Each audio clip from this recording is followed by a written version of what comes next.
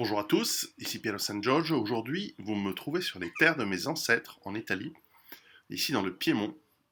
Il est 5 heures du matin, le soleil se lève, il y a encore un petit peu de petite lumière et surtout une température agréable. Il fait vite chaud en ces saisons. Aujourd'hui, je vais vous parler d'une partie de l'histoire de mon grand-père que je relate dans mon premier roman qui sortira bientôt. Nous sommes en juin 2019. Je vais vous parler un petit peu de l'Italie des années 20 et donc de cette période assez tumultueuse en Italie. À tout de suite, je vais me mettre où il y a une meilleure lumière. Voilà, avec le petit café du matin. Alors, en fait, ce qu'il faut se rendre compte lorsque l'on parle des années 20, et donc de la montée du fascisme en Italie, et c'est un sujet assez à la mode, puisqu'ils sont ressortis, ont été réimprimés les livres de Maurice Bardèche, Qu'est-ce que le fascisme?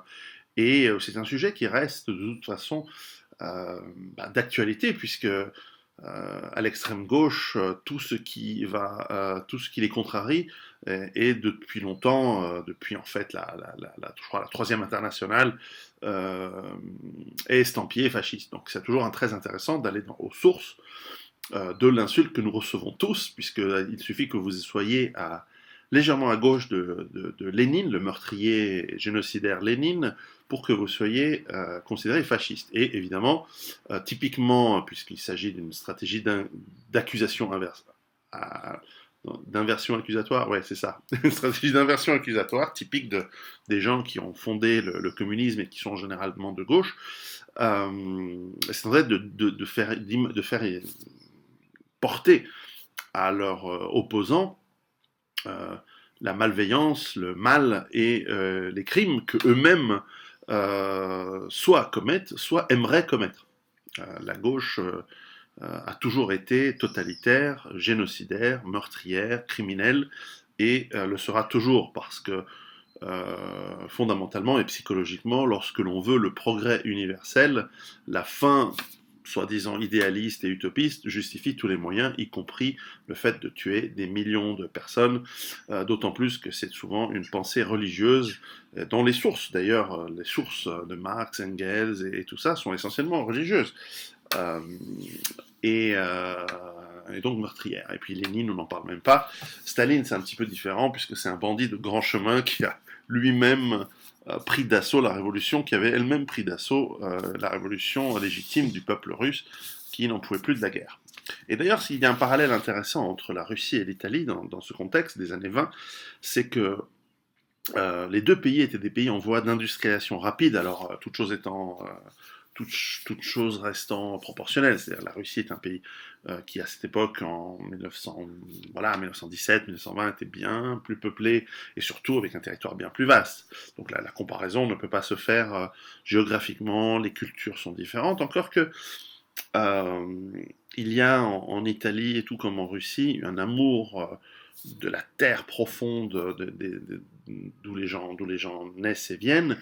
Il y a aussi une grande partie de la population très pauvre et une toute petite population bourgeoise et peut-être aristocratique euh, qui tient beaucoup le pouvoir, surtout à cette époque. Et donc, et qui, elle, voudrait de progrès. Donc on se retrouve d'ailleurs en Italie du Nord, puisque je vais vous parler plutôt d'Italie du Nord, et je vais prendre comme référence d'ailleurs quelques livres d'un auteur qui est du même village que moi, de la même ville que moi, Giampaolo Panza, qui a écrit des livres, voilà, qui est un auteur né en 1935, qui a écrit pas mal de livres sur toute cette période des années 20, des années 30, des années 40, et surtout je vais vous parler de ce livre aujourd'hui. Et cet auteur, je les ai pratiquement tous lus, est un historien très factuel et qui se concentre d'ailleurs sur la région d'ici d'où je viens, du nord de l'Italie, du Piémont, et particulièrement de la région où il vit, où je ne sais pas s'il il est décédé, mais il faudrait que j'aille le rencontrer un jour si je peux. C'est un monsieur très âgé.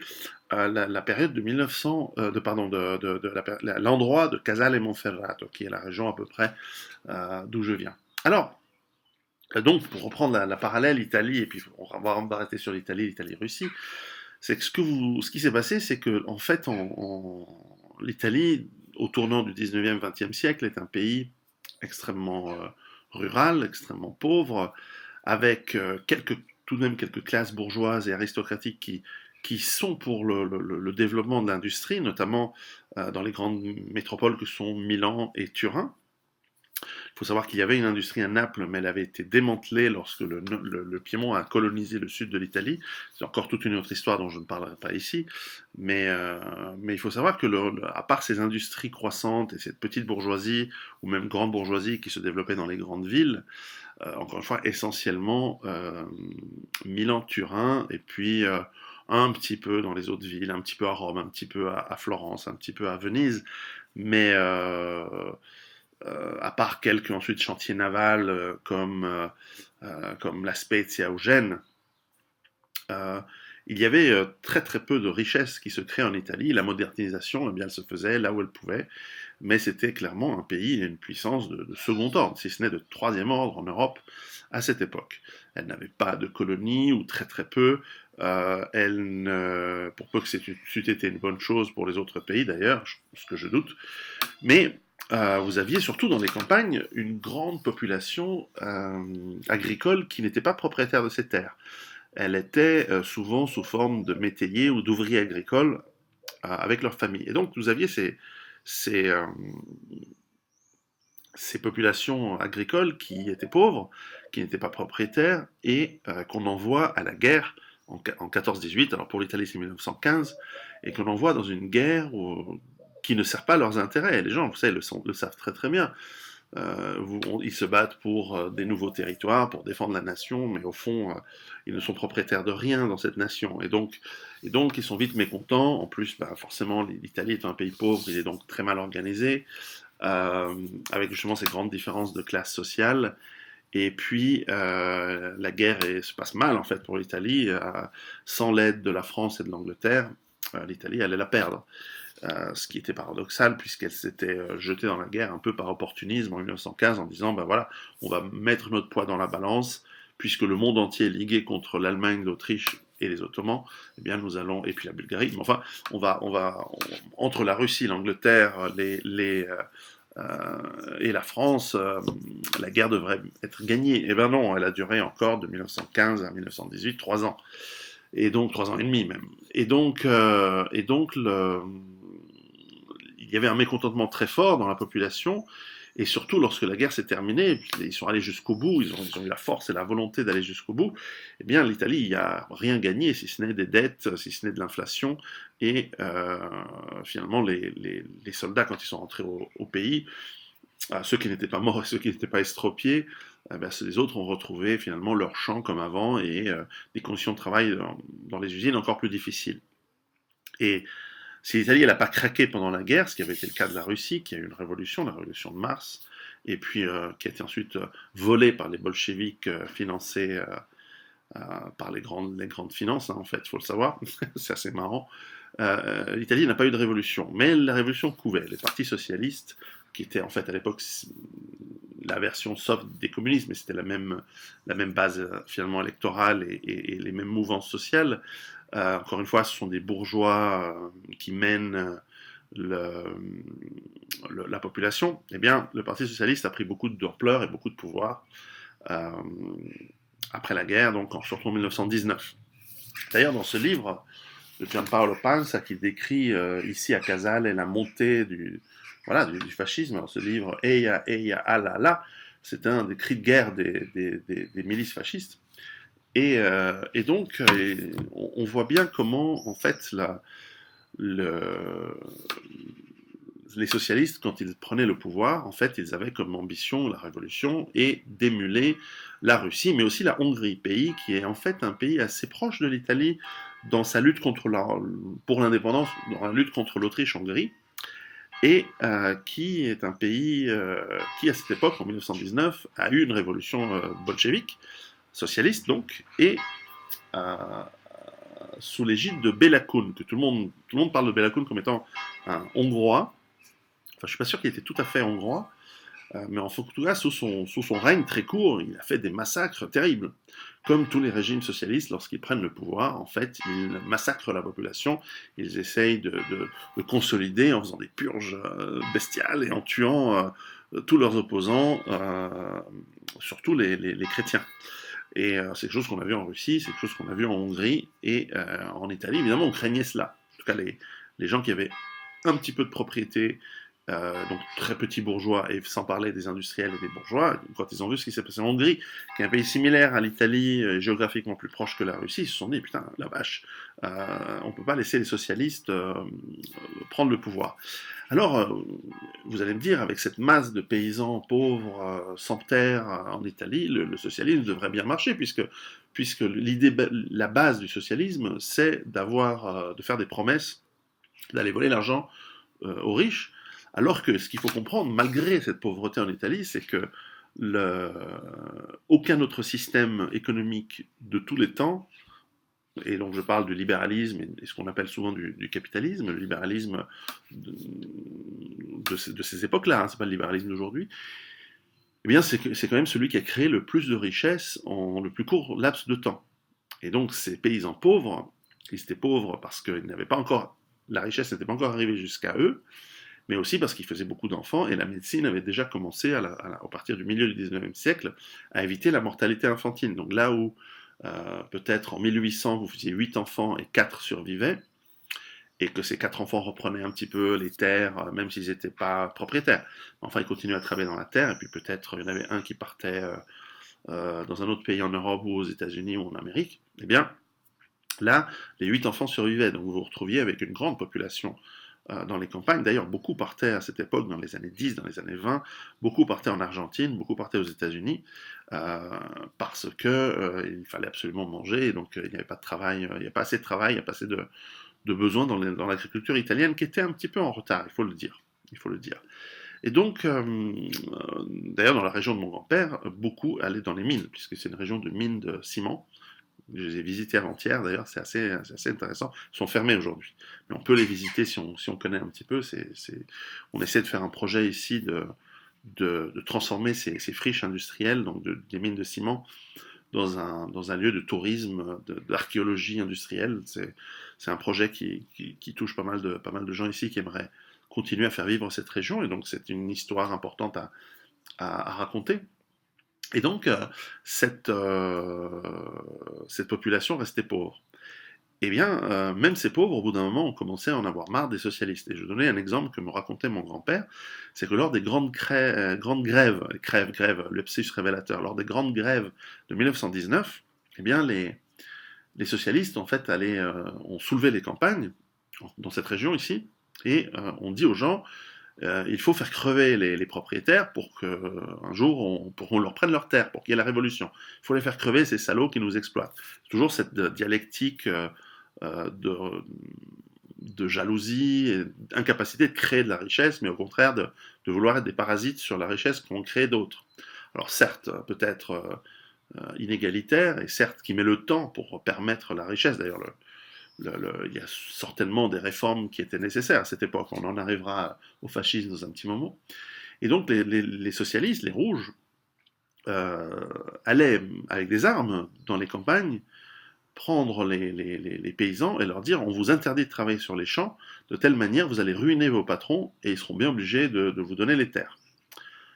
Et en fait, ce qu'ils faisaient, c'est qu'ils timbraient la paume des mains des paysans et on leur disait par exemple tu ne vas pas planter de riz parce que si on te voit sans encre dans ta main, ça veut dire que tu as mis les mains dans l'eau, et donc ça veut dire que tu as planté du riz et tu as trahi, et là ils se faisaient taper, voire assassiner. De même, si tu allais traire des vaches, le frottement et l'humidité allaient enlever le tampon sur la paume des mains, et donc on voyait ceux qui avaient. Donc l'idée c'était de laisser mourir les vaches, puisque c'est ce qui s'est passé. Quand tu traites pas les vaches qui font du lait, eh ben, elles meurent. Et alors l'idée c'était de ruiner les patrons. Et évidemment, ce qui s'est passé, c'est que les patrons, soit ils ont trouvé des autres ouvriers agricoles en douce pour quand même faire travailler les trucs, ou soit eh ben, ils n'ont pas eu de riz cette année et ils ont eu une partie de leur troupeau de vaches qui est morte. Et ils ont pris une perte et ils ont attendu l'année suivante et ils ont racheté un troupeau et ils ont et ils sont redémarrés l'année suivante, parce que l'idée, quand on est riche, c'est qu'on a des réserves, on a de l'argent en banque, on a de côté, c'est pas agréable, mais c'est comme ça. Tandis que les pauvres, qui sont pas propriétaires de terre, eh ben, déjà, ils n'ont pas été payés, puisqu'ils n'ont pas travaillé. Et l'année suivante, ben, ils n'ont pas eu de travail, parce qu'il fallait racheter un troupeau. Et, et donc, ils ont été encore plus pauvres. Et donc, on a eu, ben, on décrit, d'ailleurs, ce livre le décrit très bien, les, les populations locales, notamment les pauvres, ils étaient obligés de prostituer leurs filles, les enfants, enfin, c'est des trucs abominables, comme on retrouve dans la pauvreté des grandes villes de Londres, Dublin, Naples, des grandes villes de cette époque, Paris. Et lorsqu'il y a de la pauvreté, ben, les pauvres, les femmes vendent leur corps et les hommes, ils font ce qu'ils peuvent, ils essayent de partir. Voilà, c'est la misère. Et donc, en fait, les rouges, évidemment, comme à chaque fois, mais là, c'est même avant d'avoir pris le pouvoir, ils ont accentué la misère, évidemment.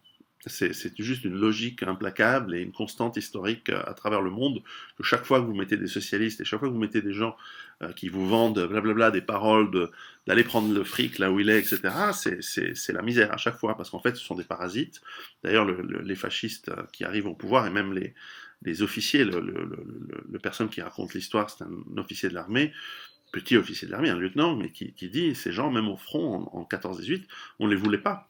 Parce que c'était des chétifs, c'était des frêles, et ils foutaient rien, et au lieu de se battre, ils ne faisaient que de la politique en essayant de subvertir les troupes. Et en fait, ils étaient détestés par tout le monde, parce que la troupe, elle a déjà assez de peine à survivre sans qu'en plus on lui donne des idées de rébellion. Et en plus, eh bien, le fait d'être chétif et d'être peureux et d'être des couards, des gens sans courage, eh bien, il faisait qu'ils étaient détestés par tout le monde. Et en fait, c'est normal. Lorsque vous regardez la morphologie type du socialiste à travers le monde, vous voyez que ce sont des gens qui n'arrivent pas. En fait, fondamentalement, il y a une pulsion sexuelle de vouloir obtenir des femmes. Et lorsque vous êtes chétif, un peu faiblard, et puis en fait, en réalité, vous êtes dans la trahison et dans la, dans la parlotte pour essayer de convaincre, essayer de tirer un coup. Ce qui est en fait le morphotype et psychologique des gauchistes en général. En fait, par la ruse et par la veulerie, vous essayez d'obtenir ce que les autres obtiennent par la droiture, par la force. Et ce qui, dans d'autres époques encore plus anciennes, c'est pour ça qu'il n'y avait pas trop de socialistes au Moyen-Âge, la Renaissance, il n'y avait pas des gens comme ça, parce qu'en fait, ils étaient vite éliminés dans les villages. Quand tu voyais un mec qui venait, oui, alors il faudrait, machin, le seigneur arrive, il sort sa masse d'armes, toi ta gueule, et même les paysans, ils l'amènent en disant, regardez, lui ce qu'il dit, il dit, oui, il faut voler la terre des paysans, c'est un... Bon, je ferme la parenthèse anthropologique du gauchiste qui est faible et moche et stupide en réalité, et qui croit être malin en essayant de trucs. Alors souvent il est manipulé par des gens qui sont encore pires que lui. Mais bon, c'est comme ça dans l'histoire. Et donc ils étaient détestés, ils ont créé encore plus de misère. Alors ce qui s'est passé, c'est qu'ils ont perdu en fait leur base, en tout cas une partie de leur base. Vous savez, la plupart des gens, ils sont pas dans la politique, hein. Ils écoutent les promesses du moment.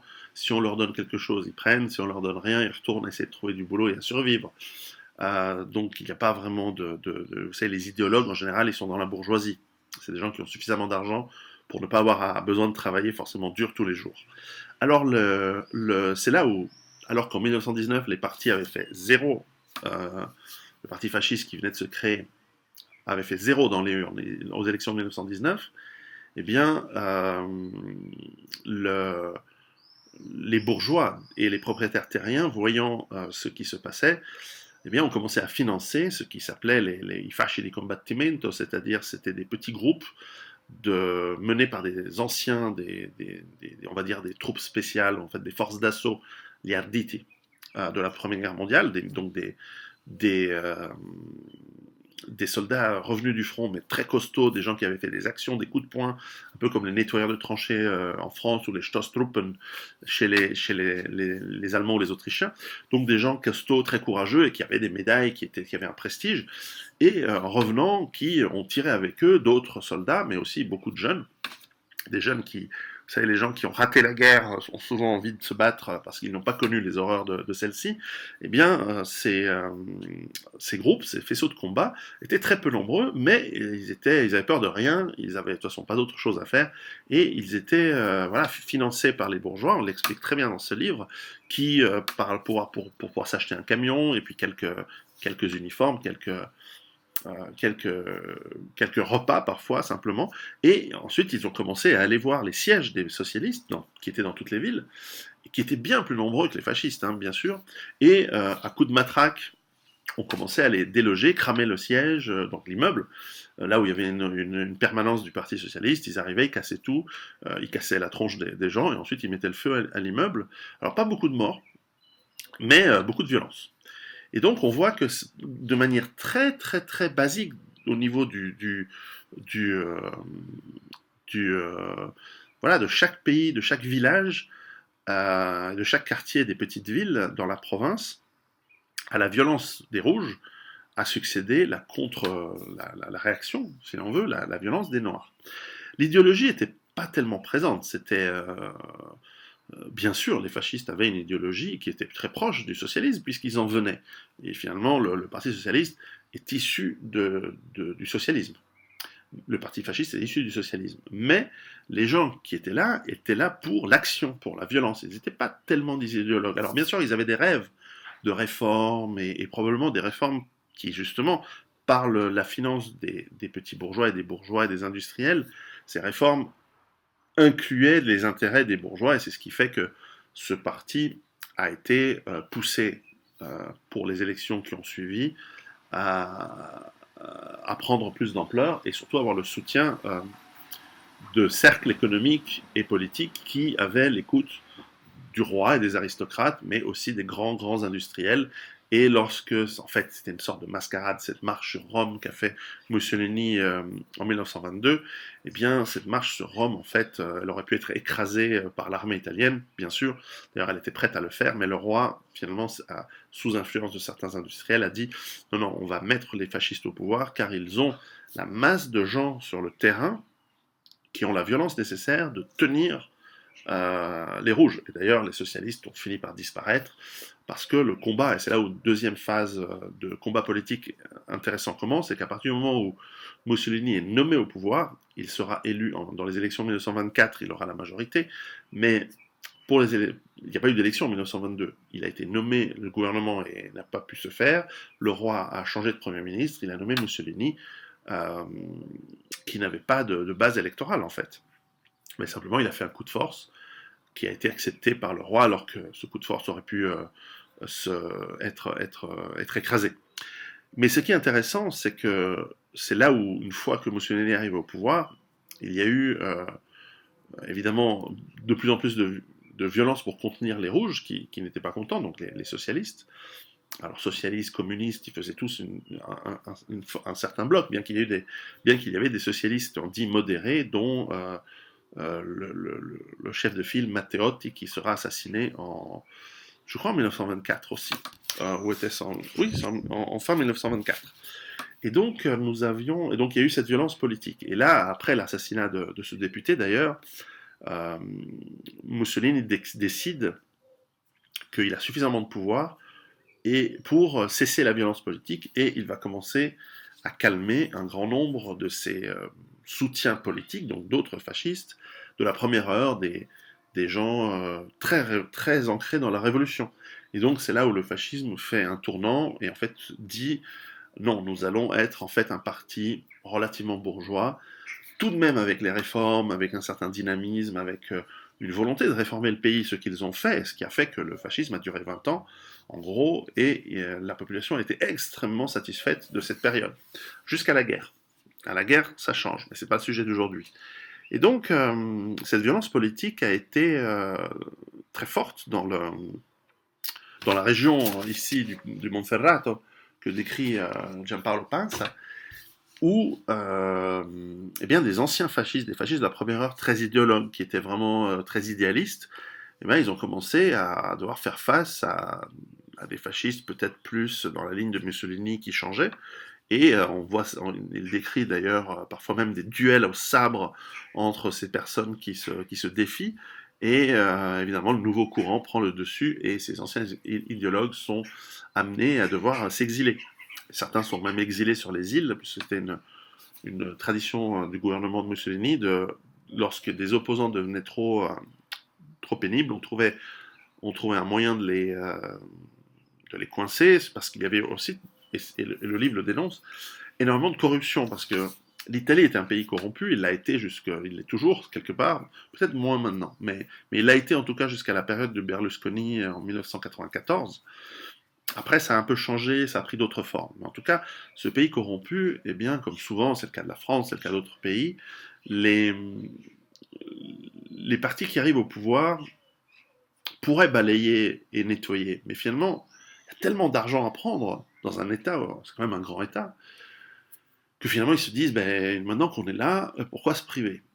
Et donc, ils changent simplement les corrompus par d'autres, et bah, ils donnent des faveurs, ils vendent des faveurs, et ils se servent et piquent dans la caisse. Alors, pas tellement forcément Mussolini, d'ailleurs, historiquement, enfin, c'est pas le sujet aujourd'hui, mais clairement en dessous, oui. Et donc, il y avait des combats, et les idéalistes de la première heure étaient là pour vraiment faire des réformes, et les pragmatistes, on va dire, à partir de 1924, disent non, on, on va se servir, on fera aussi des réformes, mais on va aussi se servir et piquer dans la caisse.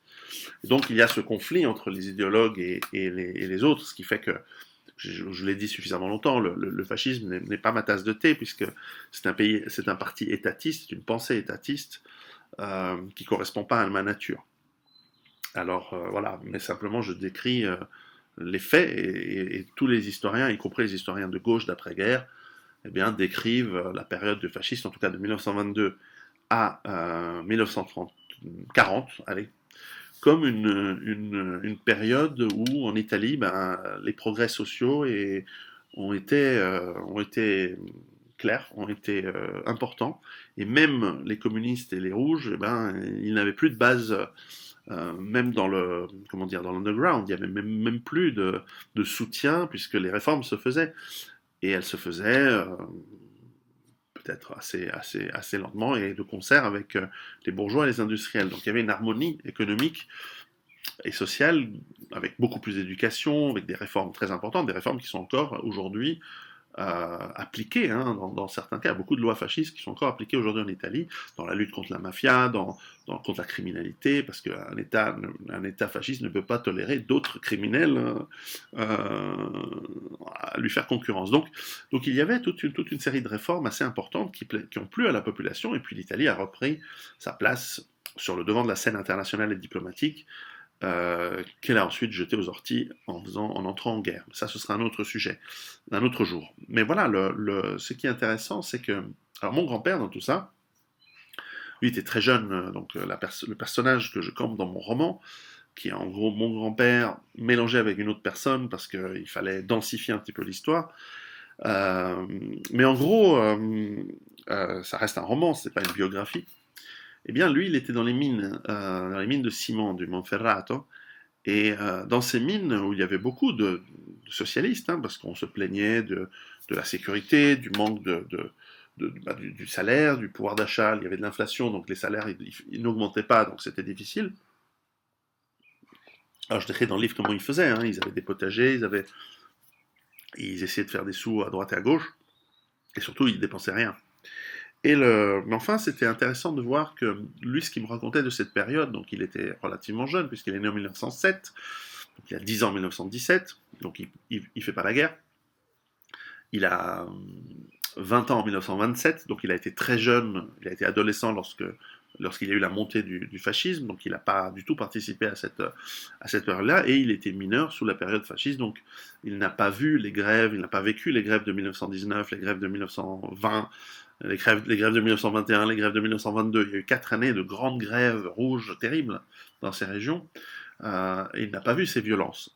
Il a travaillé très jeune, après il a été au service militaire en Afrique, il était en Libye, mais il a été il a été très jeune que je décris tout ça dans le livre, dans les mines, et au bout d'un moment tu bosses, et puis effectivement il y a eu des réformes fascistes sur les salaires, sur la sécurité dans les mines. Mussolini a visité la mine ici, la mine de ciment, en 1938, je crois, et car c'était la cimenterie la plus en avant-garde de cette époque, elle avait été rénovée dans les années 10, et elle avait des fours de très haute technologie pour cette époque-là, évidemment. Et donc, c'était dans le nord de l'Italie, une des cimenteries les plus rapides d'Europe. Pour la petite histoire, elle a fini par être rachetée par des Suisses, hein, plus récemment. Et aujourd'hui, elle est fermée parce que le ciment comment dire, synthétique, artificiel, on appelle ça, est plus efficace que le ciment naturel, enfin, moins cher que le ciment naturel, bien que le ciment naturel est de meilleure qualité. Enfin bref, longue histoire. Et donc, ils avaient des très grands fours de fabrication allemande, vraiment à la pointe de la technologie pour l'époque, et qui leur permettaient de faire soit de la chaux, soit du ciment, soit les deux en même temps, par différents processus. Et bon, enfin, lui, il était mineur. Son frère était cuisinier à la cantine de la mine. Les mines où il y avait les 3-8, hein, ça bossait, en tout cas les fours travaillaient. C'est un endroit gigantesque. Et bref, donc lui n'a pas connu cette période du fascisme autrement qu'en tant que jeune adulte, lorsque c'était déjà installé, et puis là, il n'y avait plus tellement grand-chose à dire. Et je me souviens il me disait que lui voyait ça juste par rapport à ses avantages, c'est-à-dire que les salaires étaient bons, le système éducatif, en tout cas pour les enfants, il n'en avait pas encore à ce moment-là, semblait être réformé, donc les enfants allaient à l'école, et donc il y avait des nouveaux métiers d'enseignants, etc. Il y avait aussi une réforme voilà, de terres, c'est-à-dire que les terres ont été distribuées aux paysans, pas beaucoup, parce que le problème des réformes agraires, c'est que si vous avez une grande surface qui est très productive et qui appartient à quelqu'un de très riche, et que vous la morcelez en 1000 petites surfaces très peu productives à 1000 petits paysans, très vite les petits paysans vont être incapables de produire avec les économies d'échelle du grand propriétaire qui attend. Ces petits paysans vont faire faillite pour la plupart, les terres vont se regrouper, et à la fin, le grand propriétaire terrien, il a attendu, il allait s'amuser pendant quelques années sans avoir besoin d'exploiter sa terre, et à la fin, il rachète tout. Et en attendant, vous avez plein de gens qui ont crevé la dalle parce qu'on a produit beaucoup moins.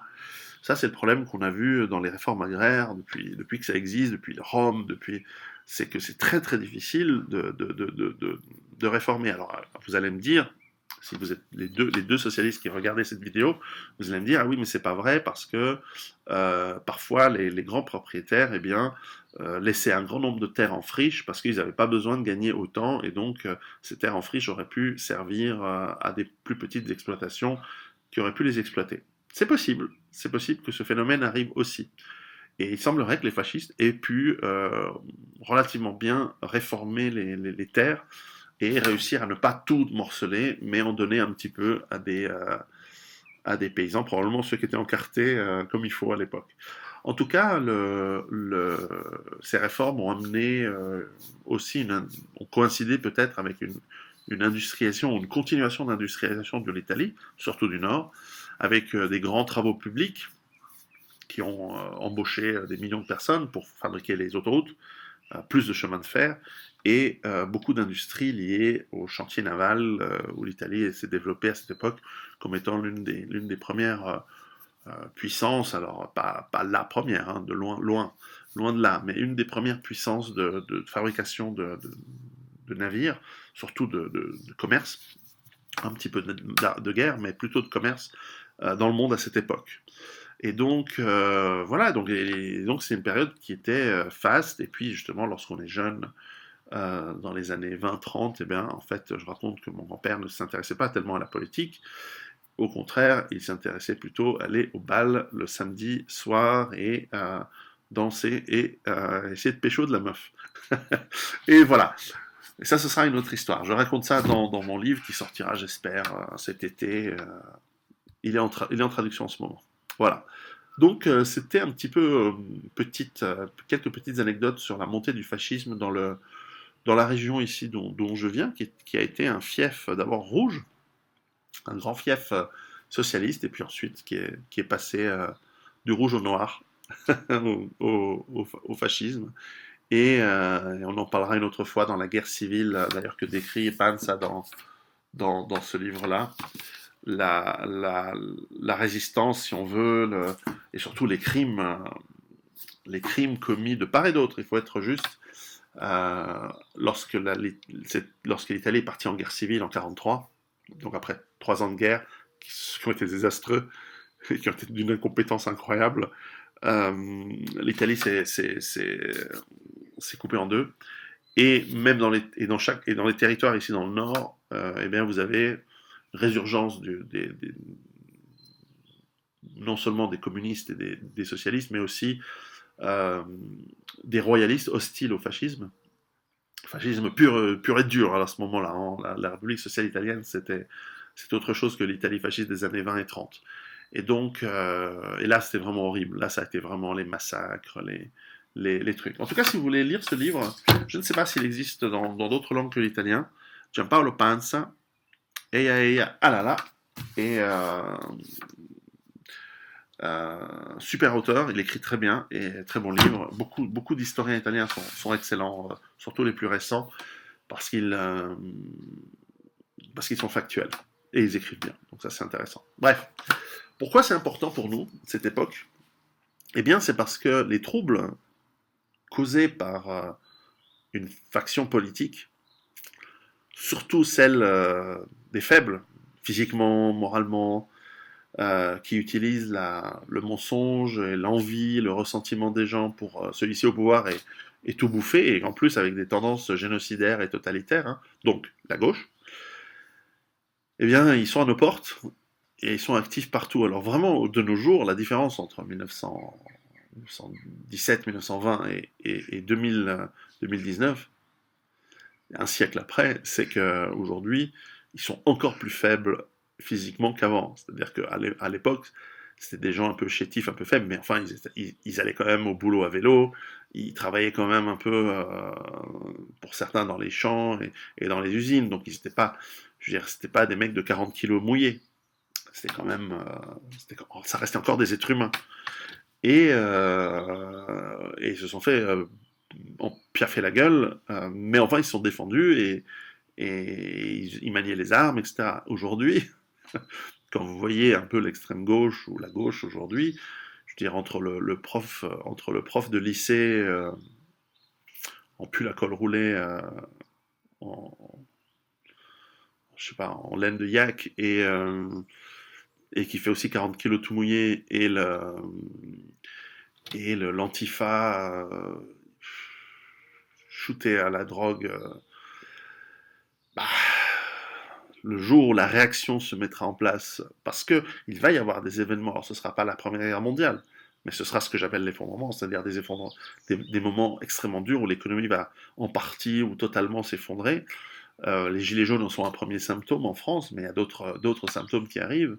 La réaction, parce que tôt ou tard, les puissances de l'argent aujourd'hui, elles financent la gauche, parce qu'elles créent suffisamment de tension pour pouvoir maintenir leurs prérogatives et leurs idéologies. Mais le jour où ça change, ils vont financer la contre-révolution, si on veut, ils vont financer d'autres mouvements qui ne seront probablement pas de l'ordre du fascisme, ils seront d'autres, peut-être ce sont des mouvements qui n'existent pas encore. Peut-être c'est ce que certains appellent c'était pas l'islamo-fascisme, l'inverse. Enfin, je n'aime pas ce terme parce que je pense qu'il est impropre. Le fascismo-sionisme, je sais plus, national-sionisme, un truc comme ça. Moi, je crois que c'est un terme assez impropre et qui ne correspond pas à la réalité. Mais enfin, voilà, il y aura des mouvements de réaction qui vont venir. Et alors bon, là aussi, on n'a pas des gens qui ont fait la Première Guerre mondiale de ce côté-là aussi. Donc c'est sûr que ça va être c'est comme les combats de nuque. Les combats de nuque, c'est des combats sanglants. Je fais là, ce sera pas sanglant. Aussi, ce sera sanglant, mais bon, de toute façon, ce sera moche. Donc voilà, donc on peut apprendre de cette histoire ce qui s'est passé. On peut apprendre surtout que quels que soient les vainqueurs des révolutions, ils finissent par se massacrer entre eux pour qu'il y ait un pouvoir unique et incontesté. Et c'est possible que dans une phase d'effondrement, euh, que sorte d'une phase d'effondrement un pouvoir dictatorial et incontesté, car incontestable par la violence. Et donc à ça aussi, nous devons nous préparer. Moi, c'est un truc que j'ai en fond de ma tête depuis le début, hein, depuis 2005, je pense à ça comme étant la phase 2. C'est la première phase, il y a un effondrement. La phase 2, c'est la mise en place d'un gouvernement totalitaire. Alors, est-ce qu'il sera génocidaire? Je pense que oui, mais simplement, est-ce que ce sera le moins génocidaire de tous les candidats? Alors ça, c'est à nous de choisir et c'est à nous d'œuvrer pour celui qui sera le moins génocidaire. De toute façon, le modèle dans lequel nous sommes déjà aujourd'hui est génocidaire. Voilà. Donc, préparez-vous à tout ça. À bientôt.